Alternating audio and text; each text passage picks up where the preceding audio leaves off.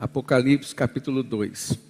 O Senhor colocou no nosso coração, está ministrando hoje sobre as cartas que Jesus escreveu para as igrejas no Apocalipse, as igrejas que estavam na Ásia Menor, e estas cartas ficaram registradas dentro desse livro do Apocalipse. Ao anjo da igreja em Éfeso, escreva: estas coisas diz aquele que conserva na mão direita as 7 estrelas e que anda no meio dos 7 candelabros de ouro. Conheço as obras que você realiza, tanto o seu esforço como a sua perseverança. Sei que você não pode suportar os maus e que pôs à prova os que se declaram apóstolos e não são. E descobriu que são mentirosos. Você tem perseverança e suportou provas por causa do meu nome sem esmorecer. Tenho, porém, contra você o seguinte: você abandonou o seu primeiro amor. Lembre-se, pois, de onde você caiu, arrependa-se e volte à prática das primeiras obras. Se você não se arrepender, virei até você e tirarei o seu candelabro do lugar dele. Mas você tem a seu favor o fato de que odeia as obras dos nicolaítas, as quais eu também odeio. Quem tem ouvidos, ouça o que o Espírito diz às igrejas. Ao vencedor darei o direito de se alimentar da árvore da vida que se encontra no paraíso de Deus. Carta à igreja em Esmirna. Ao anjo da igreja em Esmirna escreva: estas coisas diz o primeiro e o último, que esteve morto e tornou a viver. Conheço a tribulação pela qual você está passando, a sua pobreza, embora você seja rico, e a blasfêmia dos que se declaram judeus e não são, sendo isto sim sinagoga de Satanás. Não tenha medo das coisas que você vai sofrer. Eis que o diabo está para lançar alguns de vocês na prisão, para que vocês sejam postos à prova e passem por uma tribulação de 10 dias. Mas seja fiel até a morte, e eu lhe darei a coroa da vida. Quem tem ouvidos, ouça o que o Espírito diz às igrejas. O vencedor de modo nenhum sofrerá o dano da segunda morte. Carta à igreja em Pérgamo. Ao anjo da igreja em Pérgamo escreva: estas coisas diz aquele que tem a espada afiada de 2 gumes. Conheço o lugar onde você mora, que é o lugar onde está o trono de Satanás.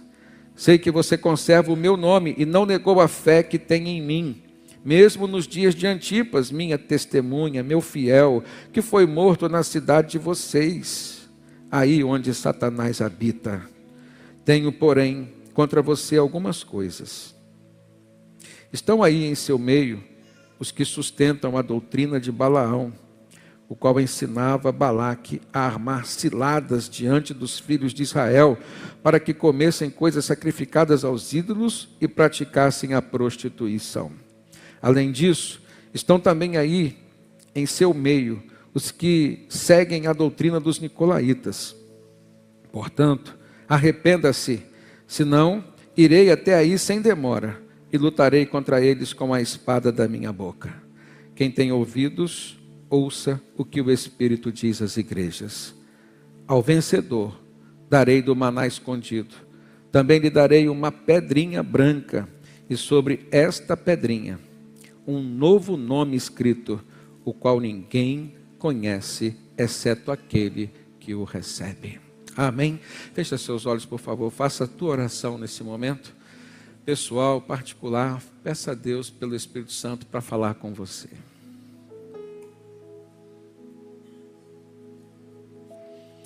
Graças te damos, Senhor, por esse tempo precioso que já estamos vivendo aqui na Tua presença, e agora em especial diante da Tua palavra que está aberta, assim como os nossos ouvidos, olhos, mentes, corações também estão. Senhor, a Tua igreja te ama e ama te obedecer, ama te ouvir, ama ser ensinada por Ti. Faça isso agora, Deus, mais uma vez, por misericórdia e pela graça que há em Ti. Em nome de Jesus, sonda cada coração aqui. E a oração te fazemos. Amém, Senhor, e amém. Queridos, cartas de Cristo, exortação, consolação e santificação. O livro do Apocalipse conhecido por muitos como um dos livros mais difíceis da Bíblia para ser lido e compreendido. Ele foi escrito numa linguagem alegórica e, portanto, a sua interpretação é de fato uma interpretação difícil. É necessário você conhecer toda a Bíblia, até porque havia naquele tempo, quando ele foi escrito pelo apóstolo João, o último dos apóstolos a falecer, que estava como prisioneiro exilado na ilha de Pátimos. Ali o Senhor o visitou, ali o Senhor deu revelações, e naquele tempo, muitos dos escritos religiosos, quando descobertos pelo Império Romano, eram queimados. E, portanto, Deus teve o cuidado de dar essa revelação de forma alegórica, usando metáforas do Antigo Testamento, de forma que o romano, que participava ali da censura, não tivesse condições de compreender e saber daquilo que se tratava. Mas o judeu, que era ensinado nas Escrituras Sagradas desde criança, nós hoje, cristãos aplicados e que queremos aprender a palavra de Deus, nós temos condições de, ao lermos o texto, fazermos comparação e fazermos as referências necessárias a toda a Escritura para podermos compreender o que ela nos diz. Mas em especial, no início deste livro chamado Apocalipse, cuja palavra significa revelação ou divulgação de algo que está por acontecer, e compreendemos que é a revelação das últimas coisas, mas sobretudo a revelação de Jesus. E a Bíblia fala de Jesus de Gênesis a Apocalipse, ele é a razão de todo ser, de toda existência, de todo viver. Nesse texto especificamente das cartas, nós não vemos tanta linguagem alegórica assim. E Jesus é direto com este recado. Ele escolhe 7 igrejas da Ásia Menor, todas perto. Mas quando nós lemos as cartas, nos últimos versos de cada uma delas, há uma frase interessante que se repete, que nos diz assim: quem tem ouvidos ouça o que o Espírito diz às igrejas. Não diz a igreja específica para a qual ele está escrevendo, para a qual ele está mandando essa mensagem, esse recado direto e reto. Então nós temos que, como igreja hoje, nos inserir dentro do contexto desta mensagem e também nos apropriar dela como destinatários que somos. Jesus estava pensando em mim, Jesus estava pensando em você, Jesus estava pensando nessa igreja aqui, a Batista do Flamboyant. O apóstolo João então recebe essa visão, mas recebe também a missão de escrever. Se os irmãos olharem no capítulo 1, no verso 19, claramente ele ouve a expressão: escreva, pois, estas coisas que você viu, as que são e as que hão de acontecer depois destas. E Jesus então manda uma carta para cada uma das 7 igrejas que ele escolheu. Primeiro Éfeso, Esmirna, Pérgamo, essas 3 primeiras que nós lemos aqui. Mas também Tiatira, Sardes, Filadélfia e Laodiceia. E a mensagem de hoje, irmãos, especificamente, é extraída destas 3 primeiras cartas. Éfeso, uma das igrejas mais relevantes do Novo Testamento. Éfeso era uma cidade que hoje conhecida como Éfesos, lá na Turquia. Patrimônio mundial da Unesco, uma cidade que ainda possui ruínas de construções daquela cidade antiga, desse tempo no qual Jesus falou para João entregar estas cartas. A segunda cidade é a cidade de Esmirna, uma cidade que hoje é conhecida, se os irmãos olharem no mapa, como Izmir, também na Turquia. E a terceira cidade, a cidade de Pérgamo, hoje conhecida como Bérgama, também na Turquia e também patrimônio mundial da Unesco. Eu fico imaginando, irmãos, porque Jesus escolheu estas 3 igrejas que situavam-se nessas 3 cidades. Certamente, havia algo que era comum aos habitantes de cada uma daquelas cidades. Suas características culturais, sociais, econômicas e religiosas também.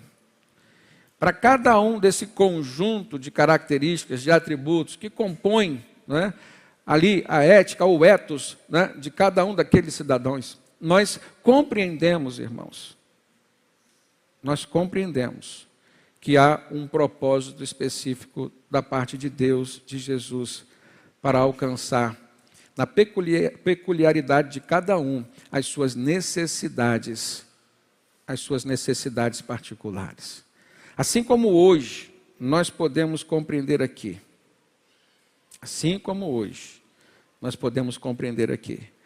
o Senhor nos conhece nas nossas particularidades.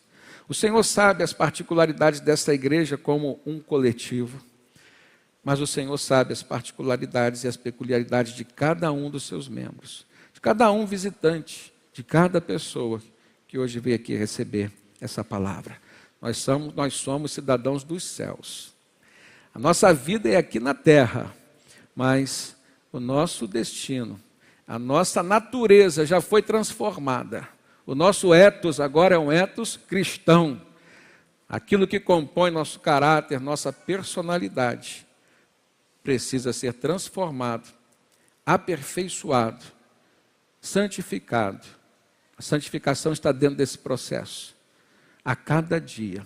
Porque se as misericórdias do Senhor se renovam a cada manhã, o nosso amor por Ele, a nossa gratidão por Ele e a nossa predisposição a caminharmos com Ele na direção que Ele aponta, precisa também ser renovada. Amém, queridos?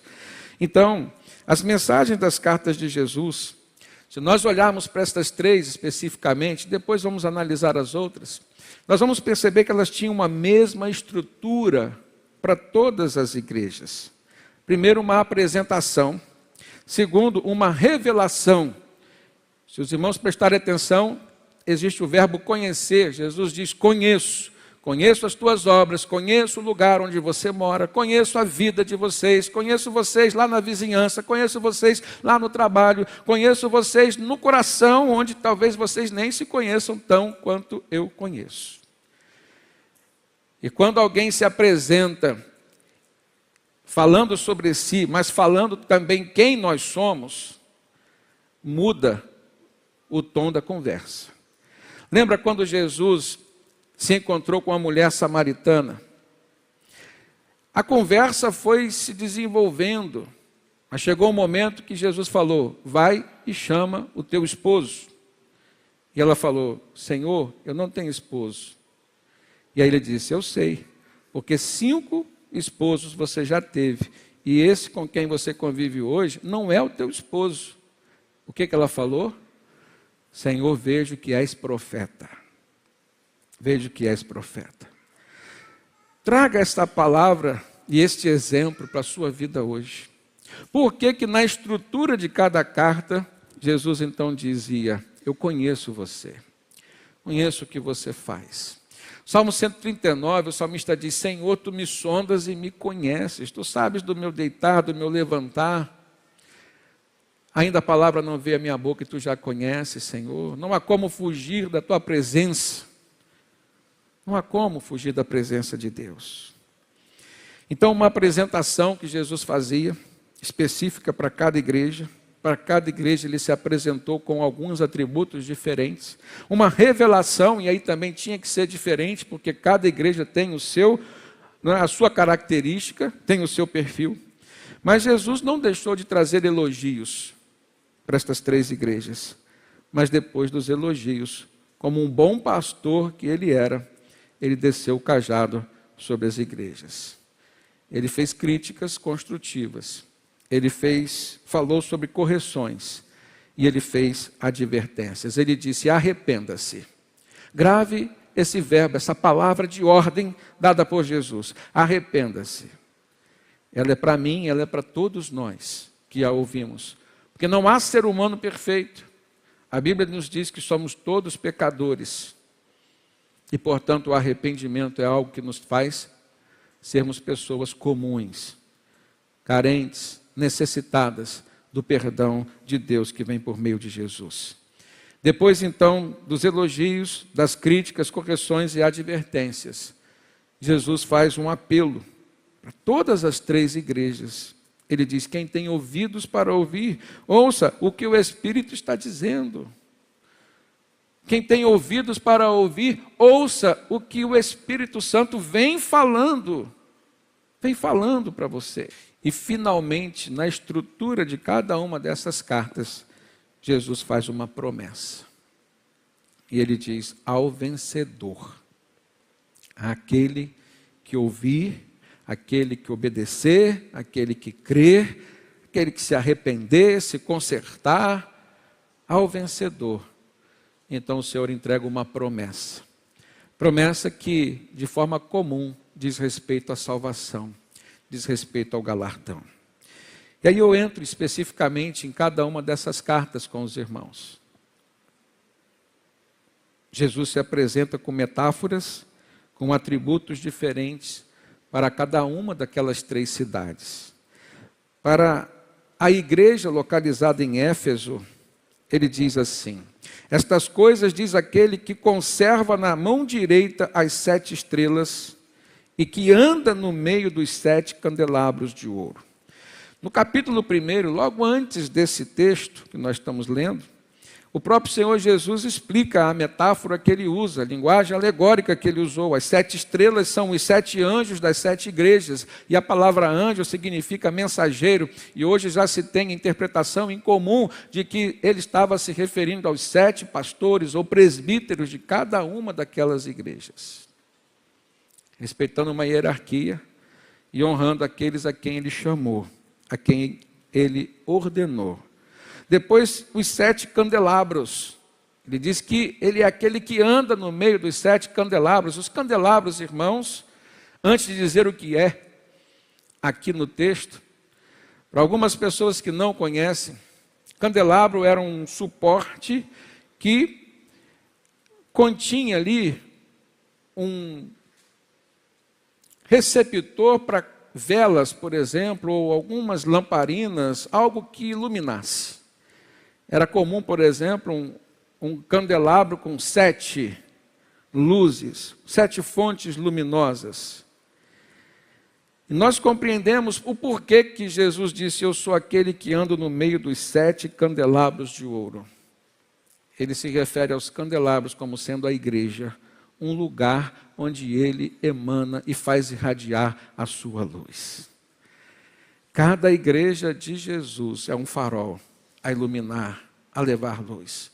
Ele disse: vocês são sal da terra e luz do mundo. Não temos luz própria. Assim como o candelabro emite uma luz, ele precisa ali de um combustível. Nós sabemos que o combustível da igreja é o Espírito Santo. E é o Espírito Santo que nos faz irradiar a luz de Jesus. E fica então essa pergunta aos amados irmãos: vocês têm percebido Jesus andar no meio da sua igreja, no meio da sua casa? Porque a igreja não são as 4 paredes. As 4 paredes são o templo. Mas a igreja somos nós. Onde estivermos, ali estará a igreja do Senhor. Quando ele diz: eu sou aquele que conserva na mão, especificamente na mão direita, as 7 estrelas, e que anda no meio dos 7 candelabros de ouro, nós compreendemos que Jesus está dizendo: eu sou aquele que tem o poder, que tem o controle nas suas mãos. Eu sou aquele que com a sua mão sustenta. Eu sou aquele que com a sua mão protege. Eu sou aquele que com a sua mão aponta caminho, direciona. Eu sou aquele que não abandona a minha igreja, que não abandona os meus. Jesus disse: todo aquele que vem após mim, de modo algum eu lançarei fora. Amém, irmãos? Quando Pedro respondeu para Jesus: tu és o Cristo, o Filho do Deus vivo, Jesus o respondeu também dizendo: bem-aventurado és tu, Simão Bar-Jonas, porque não foi sabedoria humana, não foi carne nem sangue que te revelou isso, mas foi o Espírito de Deus. E te digo mais: tu és Pedro, e sobre esta pedra edificarei a minha igreja, e as portas do inferno não prevalecerão contra ela. Amém, irmãos? É promessa para nós como igreja, é promessa para mim, é promessa para você. Jesus é aquele que tem a minha vida nas suas mãos. Ele tem o controle, porque eu entreguei, porque eu o aceitei. E o convite para todos nós aqui nessa manhã é fazermos assim. Aceitar Jesus e nos entregarmos a Ele, o controle total da nossa vida nas mãos dEle. Para a igreja em Esmirna, Jesus se apresenta com uma outra metáfora. Ele diz: estas coisas diz o primeiro e o último, que esteve morto e tornou a viver. E aí a gente percebe que Jesus faz um aproveitamento das características da cidade de Esmirna. Esmirna era das 7 a cidade mais pobre, economicamente falando. Esmirna, irmãos, era uma cidade sem recursos materiais e, portanto, a igreja de Esmirna também era assim. Mas o que Jesus está dizendo, estas coisas diz o primeiro e o último, que esteve morto e tornou a viver. O que Jesus está nos mostrando, e aqui especificamente em contraposição à situação econômica, financeira daqueles irmãos, daquela igreja, aquilo que o mundo prega como sendo o que existe de poder, o poder humano, ele se concentra onde se concentram as riquezas materiais. No reino espiritual, Jesus está dizendo que o poder está nele. Portanto, Jesus disse: vocês são pobres, mas na verdade vocês são ricos e não percebem isso. Esta igreja foi elogiada por Jesus pela sua fé. O poder da igreja não está na sua condição financeira, o poder da igreja não está naquilo que ela tem de bens materiais, mas sim na sua fé, aquilo que o dinheiro não pode comprar, mas uma fé específica em Cristo Jesus. Agora pare e pense comigo, quanto tempo você aplica da sua vida em busca do sustento material e quanto tempo você aplica em busca do sustento espiritual? O poder material e o poder da fé, o poder espiritual. Eu tenho certeza, irmãos, que todos nós aqui estamos vivendo um desequilíbrio nesse aspecto. Até porque o ser humano tem uma tendência humana, natural do ser humano carnal, de se guiar por aquilo que vê.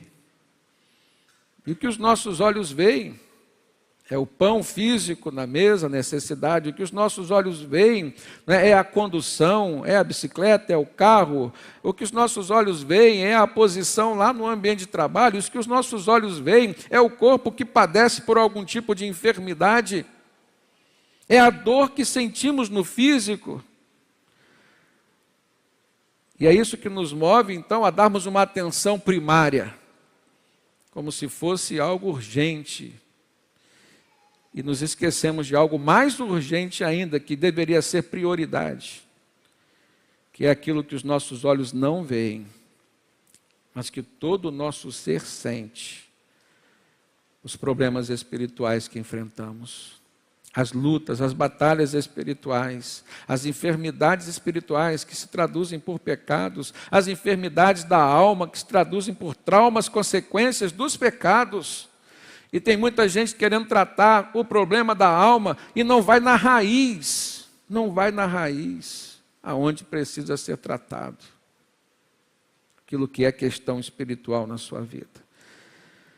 Jesus então diz: Ele está presente no início e no fim de todas as coisas. Ele é o alfa, o ômega, o princípio, o fim, o primeiro e o último. Ele é onipresente. Jesus é aquele que tem poder, então, sobre a vida e sobre a morte. E é por isso que nós cremos que Ele pode, e só Ele pode nos dar a vida eterna com Deus nos céus. Lá em Efésios 3:20, nós vemos o apóstolo Paulo testemunhando sobre esse poder de Jesus Cristo, Quando ele diz, ora, aquele que é poderoso para fazer infinitamente mais do que tudo o que pedimos ou pensamos, conforme o seu poder que opera em nós. Não é o nosso poder, é o poder de Deus que opera em nós. E a partir deste poder, segundo a vontade de Deus, coisas maravilhosas, infinitamente mais do que o que podemos pedir ou pensar, poderão se tornar uma realidade. O que não é visível se tornará visível a partir da nossa fé no Cristo. O que é poder, o que é graça sobre todos nós. E em terceiro, ele escreve à igreja em Pérgamo e ele se apresenta como sendo aquele que tem a espada afiada de 2 gumes. Estas coisas diz aquele que tem a espada afiada de 2 gumes. E nós entendemos que a espada é a palavra de Deus. Nós vemos então que Jesus é aquele que é a palavra viva de Deus, o verbo vivo como nós o conhecemos. João, quando escreve o Evangelho, João escreveu o Evangelho, João escreveu 3 cartas, João escreveu o Apocalipse. João recebeu o título de o apóstolo do amor. João foi escolhido por Jesus para compor ali o colégio apostólico, estava entre os 12 discípulos, presenciou coisas maravilhosas feitas por Jesus. João, assim como Tiago, esses 2 irmãos eram conhecidos como os filhos do trovão, tal era o temperamento difícil, explosivo, sanguíneo. E depois ele recebe o título do apóstolo do amor. Leiam as 3 cartas que João escreveu para as igrejas, irmãos. Falou de amor, expressou o amor, deu um recado do verdadeiro amor. E para nós é um outro recado indireto. Não há nada impossível para Deus. O poder de Jesus transforma o homem na sua integralidade. O poder de Jesus, por meio do Espírito Santo, transforma o nosso temperamento. Nos torna pessoas mais fáceis, mais agradáveis, mais dóceis, mais mansas, mais humildes. Coisa triste o ser humano chegar numa idade mais avançada e olhar para trás e não ver amizades, não ver bons relacionamentos, não ver que somou nada de bom, só somou dinheiro na conta. Que pessoa pobre, que pessoa miserável. Porque quando ela morrer, isso tudo fica. Em todos os velórios que eu fui, todos os cultos fúnebres que eu fui, eu só vi ali o caixão. E alguns parentes, alguns amigos, alguns irmãos. Não vi cartão de crédito. Não vi o carro, a chave do carro, a casa, a escritura da casa. Não. Tem um contrassenso no meio do povo de Deus. Tem um desequilíbrio no meio do povo de Deus e que precisa ser combatido urgentemente. Urgentemente. A palavra de Deus transforma o ser humano. A palavra de Deus, irmãos, ela é viva e eficaz, como ela dá testemunho de si mesma. Interessante que Jesus faz um aproveitamento. Por que ele diz para a igreja de Pérgamo que ele é aquele que tem a espada afiada de 2 gumes e a espada é a palavra? Pérgamo recebeu esse nome porque foi lá que foi desenvolvido o pergaminho.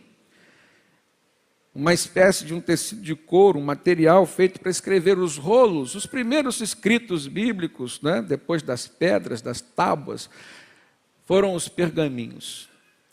E as grandes bibliotecas dessa época tinham vários rolos. Quando Jesus chegou diante dos mestres escribas da lei, lá na sinagoga ele pegou um rolo de pergaminho, e leu o livro do profeta Isaías. Pérgamo, então, além de ser ali uma fonte de produção do pergaminho, ela tinha uma das maiores bibliotecas da época.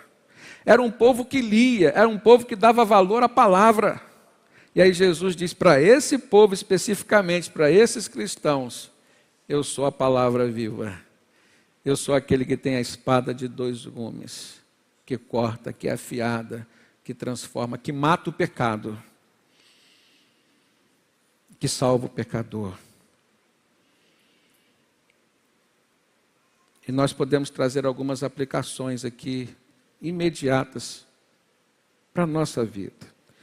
Tanto em relação ao que Jesus falou para Éfeso, para Esmirna, mas também para Pérgamo.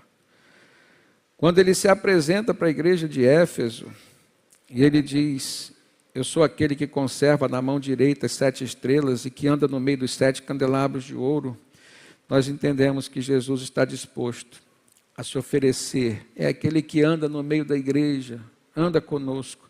Ele está disposto a se oferecer para caminhar conosco, controlar toda a nossa vida, nos proteger, nos sustentar e nos direcionar. Quando Jesus se apresenta para a igreja de Esmirna, irmãos, dizendo: estas coisas diz o primeiro e o último, que esteve morto e tornou a viver. E nós entendemos que Esmirna tinha uma característica de ser essa cidade, igreja dentro de uma cidade pobre de recursos financeiros. Nós vemos que Jesus se aponta como a única fonte de poder. E ele mostra que ele é aquele que está disposto a exercer o seu poder sobre nós, sobre a nossa enfermidade, trazendo cura, sobre as nossas crises, sejam elas conjugais, trazendo harmonia, trazendo entendimento, trazendo o amor novamente, sobre as nossas crises financeiras, irmãos, trazendo a capacidade de administrarmos, não gastarmos mais do que ganhamos e voltarmos a trazer o pão de cada dia para os nossos lares e tudo aquilo que é essencial para a vida, aquilo que Deus prometeu que nunca há de faltar. Eu nunca vi um justo passar por necessidade e nem a sua descendência mendigar o pão. O salmista fala da sua experiência, mas certamente ungido pelo Espírito Santo, trazendo um recado para mim e para você nessa manhã. Para esta igreja de Esmirna, uma igreja simples, sem condições financeiras, Jesus se apresenta como o poder, mas mais do que o poder, ele se apresenta como a porta para os recursos, e recursos que dinheiro não consegue comprar. Jesus é a porta que conduz à vida eterna nos céus com Deus. Eu queria te pedir para você refletir um pouquinho, de forma muito sincera, sobre o valor que você tem dado às questões espirituais. Que você não esperasse o problema bater na sua porta, a enfermidade chegar na sua casa. Que você não esperasse a UTI ser uma realidade na vida sua ou de alguém seu, para que você pudesse refletir sobre a vida eterna, a vida pós-morte, para onde iremos viver eternamente. Jesus se faz lembrar, em relação à sua declaração lá de João 10, 9, o mesmo João que escreveu no Evangelho é o João que traz essa carta agora para a igreja em Esmirna. Lá em João 10, 9, Jesus disse: eu sou a porta, se alguém entrar por mim, será salvo. Entrará, sairá e achará pastagem, sustento, provisão para a sua vida, tanto física quanto espiritual. Lá em João 14, 6, Jesus é aquele que diz: eu sou o caminho, a verdade e a vida, e ninguém vem ao Pai a não ser por mim. Não podemos e devemos perder tempo com outras coisas que não sejam aquelas que nos conduzem, que nos remetem aos valores, aos tesouros espirituais. E o terceiro recado foi para a igreja em Pérgamo, aquela para quem Jesus disse: estas coisas diz aquele que tem a espada afiada de 2 gumes. Jesus está nos mostrando que Ele está sempre disposto a nos entregar e revelar a palavra de Deus, a palavra que vem de Deus. Amém, irmãos? Palavra que transforma o ser humano, palavra que cura as nossas feridas, as nossas enfermidades, os nossos traumas, palavra que nos orienta, palavra que nos dá respostas às nossas inquietações, palavra que nos dá direção nas nossas escolhas e nas nossas decisões. Palavra para todo aquele que a busca com fé. O apóstolo Tiago, na sua primeira carta, capítulo 5, ele diz assim: se porém algum de vocês necessita de sabedoria para escolher, para decidir, para viver, peça a Deus que a todos dá com generosidade e sem reprovações, e ela lhe será concedida. Promessa bíblica, irmãos. E se a promessa bíblica é verdadeira. Adiante, Tiago diz: peça, porém, com fé, em nada duvidando, pois o que duvida é semelhante à onda do mar, que é impelida e agitada pelo vento. Que uma pessoa dessas não pense que alcançará do Senhor alguma coisa, sendo indecisa, sendo inconstante em todos os seus caminhos. Se nós não pedimos com fé, não receberemos. Mas se pedimos com fé, certamente o Senhor nos dará aquilo que precisamos. Nesse quesito da sabedoria. Sabedoria. Interessante que não está relacionado aos bancos escolares, não está relacionado aos títulos, não está relacionado ao seu grau de conhecimento, mas está relacionado ao seu grau de fé. A pessoa pode ser analfabeta, mas ela pode ser um campeão da fé. E, portanto, ela pode receber muita sabedoria de Deus. Deus é tão maravilhoso que Ele desconectou toda a possibilidade de sucesso na vida que Ele nos deu das coisas que nós podemos encontrar distante dEle. Só o que nós podemos encontrar nele já é suficiente para garantir o sucesso, a alegria, a realização nessa vida aqui. Fé, sabedoria, milagres, é o que em Deus nós podemos encontrar. Ainda nessa direção, depois de que Jesus se apresenta, e cada uma dessas apresentações tem uma aplicação, nós vemos Jesus, então, revelando conhecimento sobre a vida dos irmãos, sobre a vida da igreja. Nós temos um Deus, então, que nos acompanha de perto, irmãos. Nós temos um Deus que caminha conosco, Ele é onipresente, mas Ele é atuante na vida de quem o convida. Ele diz: buscar-me-eis e me achareis quando me buscar de todo o coração. Podemos pensar no exemplo de Jó, um homem íntegro, fiel a Deus, um homem religioso, um homem sobre quem Deus deu bom testemunho, falou boas referências sobre ele, passou o caos na vida humana. Um homem milionário ficou pobre. Um homem que tinha filhos, perdeu todos. Um homem que tinha saúde, perdeu sua saúde, mas foi por permissão de Deus. Porque Deus tinha um plano na vida de Jó. E mediante a fidelidade de Jó,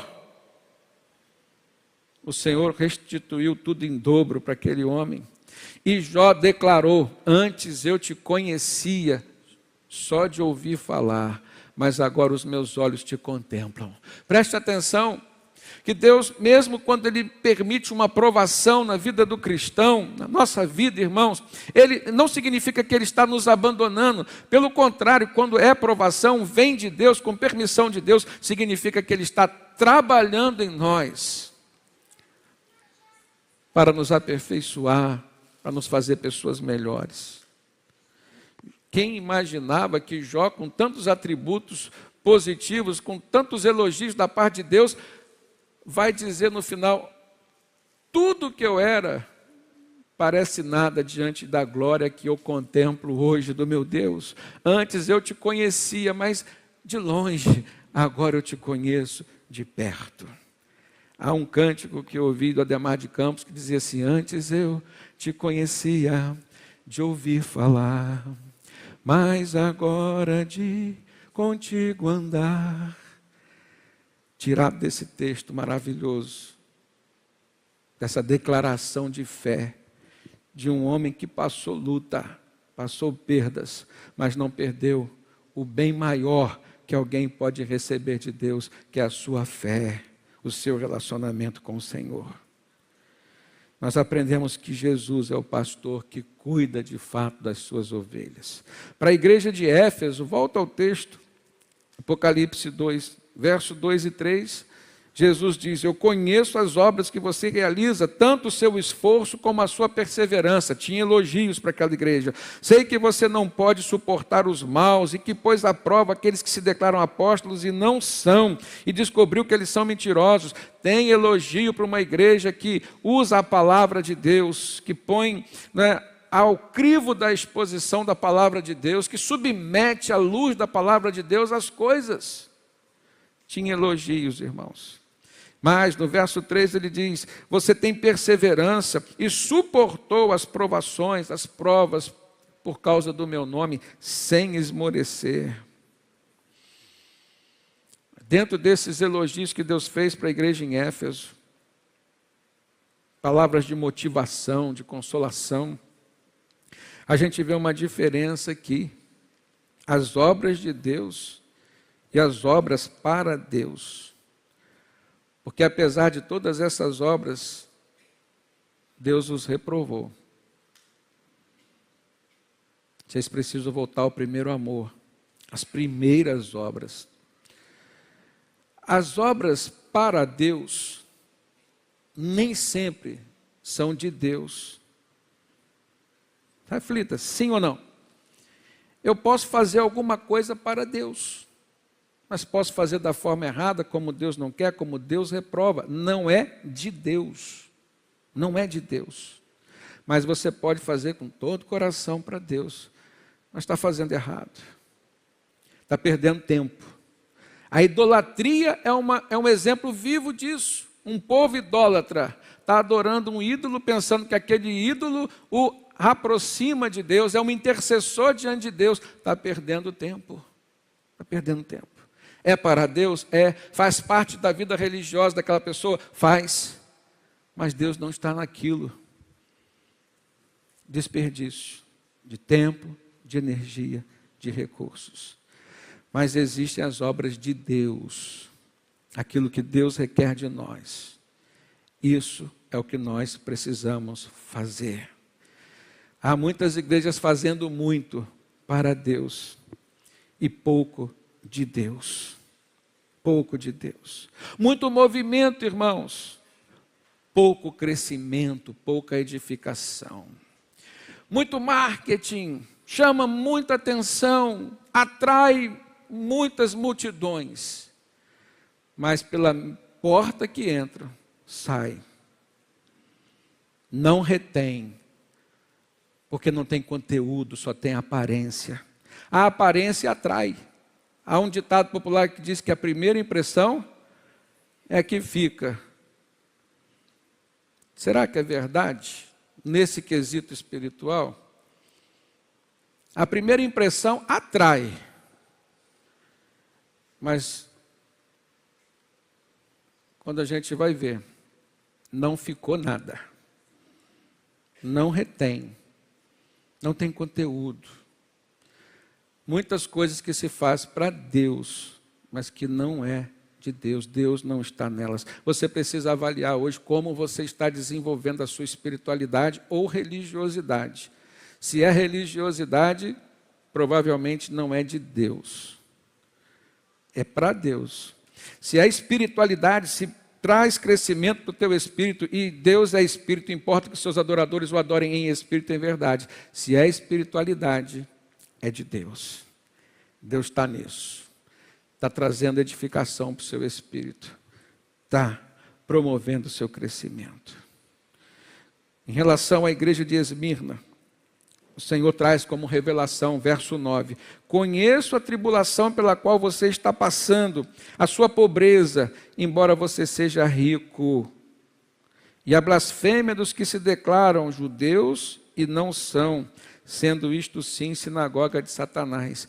O povo sofrido daquela igreja, irmãos. Perseguição por dentro e por fora. Aqueles que deveriam ser irmãos, os judeus, o próprio Senhor está dizendo, eles não são. São falsos crentes, falsos cristãos. E provavelmente, assim como eu, vocês já devem ter, né, se deparado na caminhada cristã com pessoas que não vieram de Deus, não foram encaminhadas por Deus para o seu caminho. Foi Satanás que colocou no seu caminho para te atrapalhar, para atrasar, para te prejudicar. Essa igreja de Esmirna, além dos problemas que ela enfrentava na vida financeira, as dificuldades, não era uma igreja confortável, não viviam de forma confortável, mas tinham fé, irmãos. Tinham fé. Por isso que Jesus diz: eu conheço a tribulação pela qual você está passando, a sua pobreza, embora você seja rico. Como quem diz assim, olha, embora você não saiba, mas eu estou dizendo que você está diante de mim, que eu ouço as suas orações, que eu estou cuidando de você. Irmãos, nesse momento, tem irmãos nossos que estão em leitos de hospitais. Nesse momento, tem irmãos nossos que estão... Eu fiquei tão assim, chocado, na última visita que eu fiz essa semana.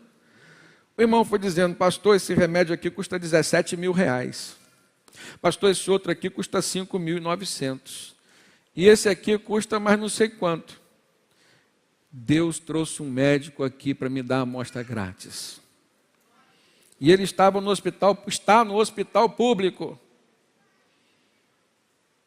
E o pastor faz visita em hospital público e em hospital particular. Mas eu quero dizer para os irmãos e aqueles que estão nos hospitais nesse momento, não importa o ambiente externo, o que vale é o que está no seu interior, é a alegria que o Espírito Santo coloca na vida do paciente. São os recursos, as provisões que vêm de forma milagrosa para a vida do crente.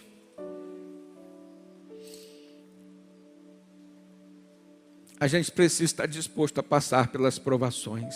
Aquela igreja em Esmirna ouviu uma revelação sobre si, e isso aqui é maravilhoso, porque Jesus disse para ela: eu conheço a sua tribulação. Eu pergunto a cada um aqui, qual é a sua tribulação? Não há quem não tenha uma tribulação, uns mais pesados, outros mais leves. Se aquele que está com problema financeiro, com dívida, tem aquele que está com problema de depressão, tem aquele que está com problema no casamento, tem aquele que está com filho na droga, tem aquele que está, né, com um aviso prévio e não sabe o que vai fazer. Tem aquele que está doente fisicamente. Tem aquele que tem um plano de saúde que não tem. Quero dizer que para Deus não faz diferença seu plano de saúde, se você tem ou se você não tem. Não é isso que vai trazer descanso para a tua alma. O Senhor proverá o recurso. E quero te dizer que a palavra de Deus nos diz que preciosa é aos olhos de Deus a morte dos seus santos, dos seus filhos, porque o crente não morre, o crente é promovido para a glória. E nós precisamos crer nisso, nos despojar dessas coisas aqui, irmãos. Deus não nos chamou para morrermos, né, só conhecendo essa vida aqui. A nossa vida não termina aqui. Não deposite toda a sua expectativa nas coisas terrenas. Paulo diz que somos os mais miseráveis de todos os homens quando assim o fazemos, quando as nossas expectativas estão só nas coisas daqui.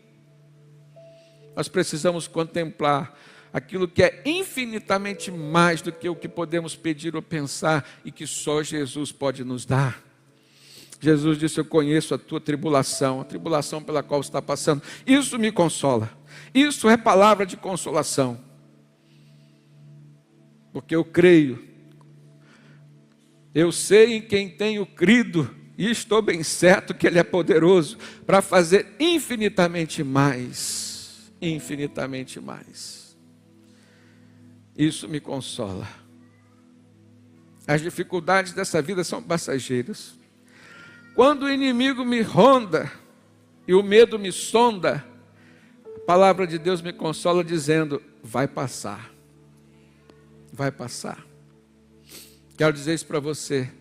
Quando o medo te visitar, tenha certeza que Jesus conhece o seu medo, conhece a sua tribulação, e Ele vai caminhar com você. Davi disse: ainda que eu ande pelo vale da sombra da morte, não terei medo algum.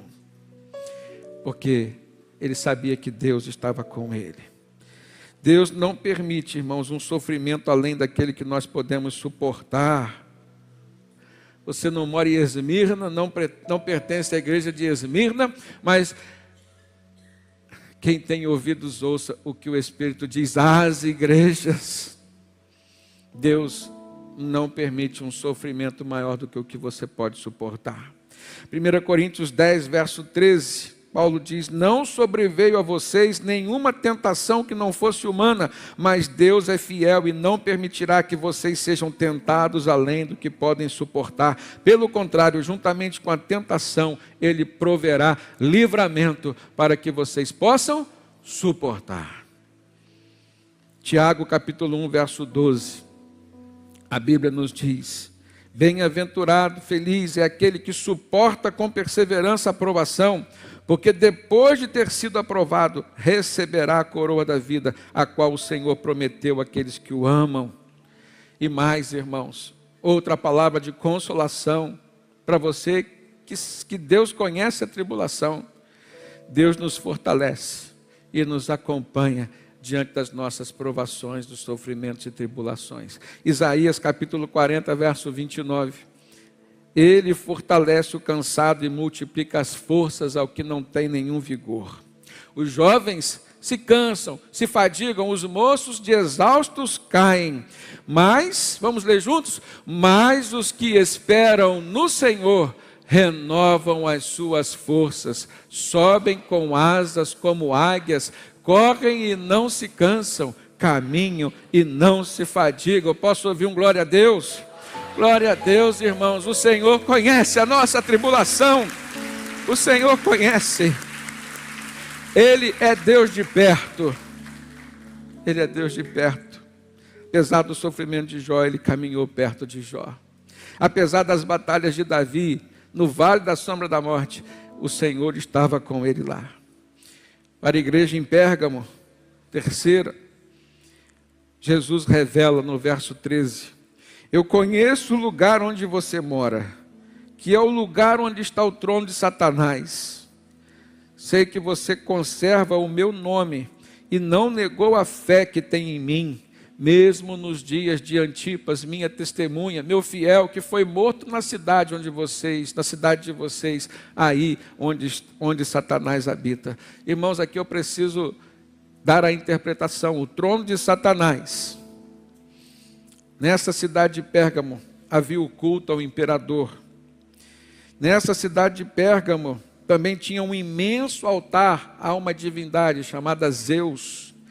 Nessa cidade de Pérgamo tinha um templo pagão a uma divindade chamada Esculápio, no grego Asclépio, que era o deus da cura. Os enfermos não procuravam a igreja cristã, não procuravam Jesus, eles procuravam Asclépio ou Esculápio. Iam oferecer sacrifícios, oferendas, acreditando que aquela divindade haveria de curá-los. Quero dizer para os irmãos que aqui no Brasil está cheio disso. Perto de nós, longe de nós, no Brasil, do sul ao norte. Quantos anos se passaram, né? 2000 anos. E o ser humano continua buscando recurso numa fonte que não resolve nada. A Bíblia é atual, é contemporânea. Analise se você não está batendo em portas erradas, buscando o recurso, a solução numa fonte que está seca, ou que nunca foi fonte antes. O trono de Satanás é todo altar de idolatria que se estabelece na vida de uma pessoa. Altar esse a quem a pessoa busca, em detrimento à busca por Deus. Busca Deus em primeiro lugar. Busque Deus em primeiro lugar. Lembre-se sempre disso, Ele é o primeiro recurso. Ele pode ser até a última instância, mas tem que ser o primeiro recurso. Primeiro recurso. Se você esqueceu, volta a Ele. Volta a Ele. Jesus conhece o lugar onde nós estamos. Quando Ele diz, eu sei o lugar onde você mora. Especificamente, eu quero dizer que Deus sabe lá o que acontece na sua casa, no seu apartamento, na sua vizinhança. Especificamente, nós podemos pensar aqui que Jesus conhece os ambientes que frequentamos, que vivemos, conhece os problemas da nossa família, também conhece as perseguições que nós enfrentamos lá no trabalho, as competições, as tentações que enfrentamos nessa vida. Mas eu quero te dizer o que Jesus disse para aquela igreja: não desista, não desista. Antipas foi um bispo, um pastor, foi morto porque era pastor da igreja, bispo da igreja, naquele tempo usava esse termo. E aí Jesus manda dizer, eu sei que você conserva o meu nome, não negou a fé que tem em mim, mesmo nos dias de Antipas, minha testemunha, meu fiel, que foi morto na cidade de vocês, aí onde Satanás está liderando. Mas aonde está Antipas hoje, irmãos? Aonde está Antipas hoje? Nos céus com Deus. E já estava quando Jesus escreveu essa carta. Isso nos consola? Amém ou não? Isso nos consola. Jesus conhece os ambientes que nós vivemos. E Ele diz, não desista, não desista.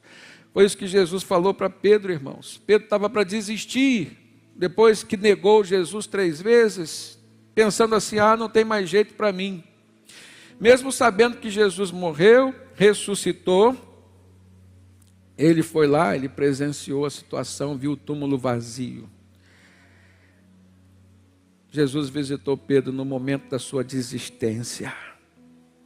E em outras palavras, a mensagem era não desista, quando Jesus disse para Pedro, tu me amas, tu sabes que eu te amo. Por 3 vezes, Jesus perguntou, tu me amas?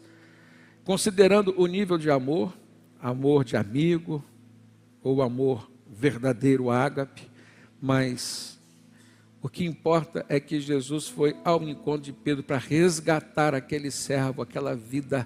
Jesus está vindo hoje ao seu encontro. Perceba isso. Você que está desanimando, esfriando na fé, não desista.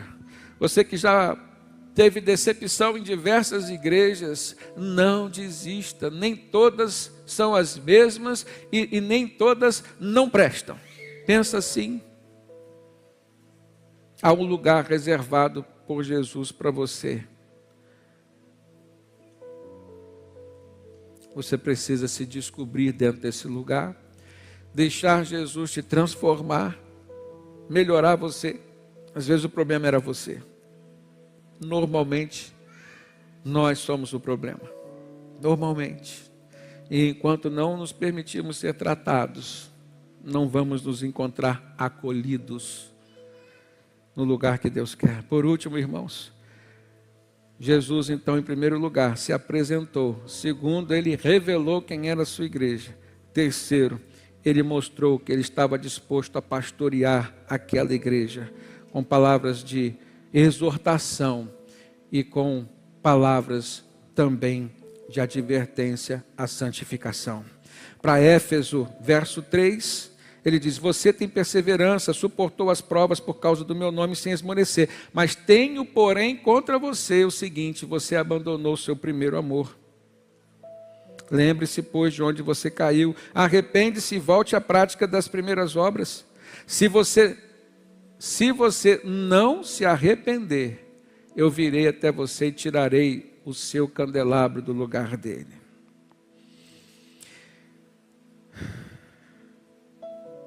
Não existe adoração sem amor. Não existe. Religião que não tem amor não é religião, não faz religação com Deus. Não faz. Por isso Jesus está dizendo, volta ao primeiro amor, às primeiras obras. As primeiras obras eram de Deus, essas obras agora são para Deus. Não interessa. No verso 6, Jesus diz, mas vocês têm a seu favor o fato de que odeia as obras dos nicolaítas, as quais eu também odeio. Quais eram essas obras dos nicolaítas, irmãos? Era uma falsa doutrina que estava penetrando na igreja, uma doutrina hedonista, né, que fazia com que as pessoas pensassem, não, a graça de Cristo me permite viver, né, de forma, no prazer. Onde abundou o pecado, superabundou a graça. Eu vou pecar, né, e a graça vai superabundar e trazer o perdão. Esta era parte da doutrina nicolaísta. O hedonismo é aquilo que faz com que o ser humano, né, não se prive de prazeres, mesmo que sejam contra a vontade de Deus. E aí Jesus diz, eu também odeio essas práticas. Vocês odeiam e eu também odeio essas práticas. Então havia elogios, mas houve também repreensão, houve correção e um chamado, uma advertência à santificação por meio do arrependimento. Para a igreja em Esmirna, no verso 10, veio só consolação. Não tenha medo das coisas que você vai sofrer. Eis que o diabo está para lançar alguns de vocês na prisão, para que vocês sejam postos à prova. Provação faz parte da vida do cristão, irmãos. Tribulação também. Mas no final do verso 10, Jesus diz, seja fiel até a morte, e eu lhe darei a coroa da vida. E para a igreja em Pérgamo, a terceira, verso 14 do texto, Jesus disse, eu tenho, porém, contra você algumas coisas. Estão aí em seu meio aqueles que sustentam a doutrina de Balaão, o qual ensinava a Balaque a armar ciladas diante dos filhos de Israel para que comessem coisas sacrificadas aos ídolos e praticassem o quê? Prostituição. Além disso, estão também aí em seu meio aqueles que seguem a doutrina dos nicolaítas. Era algo que estava se espalhando em diversas cidades. Portanto, disse Jesus, arrependa-se, senão eu irei até aí sem demora e lutarei com eles com a espada da minha boca. Balaão foi uma espécie de falso profeta que aceitou dinheiro para profetizar contra o povo de Deus e que não conseguiu, e ele mesmo revelou, mas ele deu o caminho pela fragilidade da fé, da fidelidade do povo de Deus, com contaminação de princípios e valores, enfraquecendo a fé daquele povo, afastando Deus da presença daquele povo, por meio do pecado na vida do povo, Balaque poderia conseguir destruir aquele povo. Então ele aconselhou, Balaão aconselhou Balaque a mandar prostitutas para estar no meio do povo, dos homens, do exército de Deus. Irmãos, hoje as estratégias pode até passar por essas, mas tem muitas outras que levam o povo de Deus ao pecado. Às vezes você não chega a se prostituir, mas você se corrompe na internet, nas redes sociais. Você peca. Às vezes você não chega a se prostituir, mas você aceita um dinheiro errado. Você faz negócios que levam os outros ao prejuízo, passa a perna até no irmão. E às vezes você está sendo vítima de uma estratégia do maligno. Tem Balaque seguindo Balaão no seu caminho e você não sabe. Rejeita tudo isso em nome de Jesus. A palavra de Deus, a palavra de Jesus é essa. E nós terminamos o texto, as cartas, seguindo a estrutura, depois de se apresentar de forma específica e particular para cada um, Cada uma daquelas igrejas com suas particularidades. Depois de revelar o pecado, mas também o que eles tinham de bom para cada uma. Depois de exortar a uma vida de santidade chamada ao arrependimento, Jesus encerra pastoreando aqueles rebanhos com promessas vivas e verdadeiras. Para Éfeso ele disse: quem tem ouvidos ouça o que o Espírito diz às igrejas. Qual foi a promessa? Versículo 7. Ao vencedor darei o direito de se alimentar da árvore da vida que se encontra no paraíso de Deus. Só Jesus tem poder para revogar o decreto de Deus que separou o homem do paraíso. Agora, em Cristo Jesus, o homem pode voltar ao paraíso de Deus. Para Esmirna, irmãos, no verso 11, ele repete: quem tem ouvidos, ouça o que o Espírito diz às igrejas. E a promessa é: o vencedor de modo algum sofrerá o dano da segunda morte. A promessa é de salvação e vida eterna nos céus. Para Pérgamo, ele termina dizendo: quem tem ouvidos, ouça o que o Espírito diz às igrejas. Ao vencedor eu darei do maná escondido, o pão dos céus. Também lhe darei uma pedrinha branca, e sobre esta pedrinha um novo nome escrito, o qual ninguém conhece, exceto aquele que o recebe. A pedrinha branca que o jurado, o júri popular naquele tempo, entregava para absolver, para inocentar os réus. Jesus está dizendo: vocês serão inocentados, justificados diante do Pai e receberão a vida eterna nos céus. Louvado seja Deus, irmãos. E eu termino esta palavra para os irmãos, para mim, para esta igreja, dizendo que se Jesus escrevesse uma carta para nós hoje, pensa assim, se Jesus escrevesse uma carta para você hoje, como ele se apresentaria? O que Jesus te revelaria? Quais os elogios Jesus faria para você? Mas quais as exortações o Senhor te daria? Para o quê? Que tipo de arrependimento Ele te chamaria? E assim, a promessa que Ele te daria, como Ele nos deu, se cumpriria, mediante a nossa obediência e fidelidade a Ele. Amém? Que possamos aprender e aplicar na nossa vida.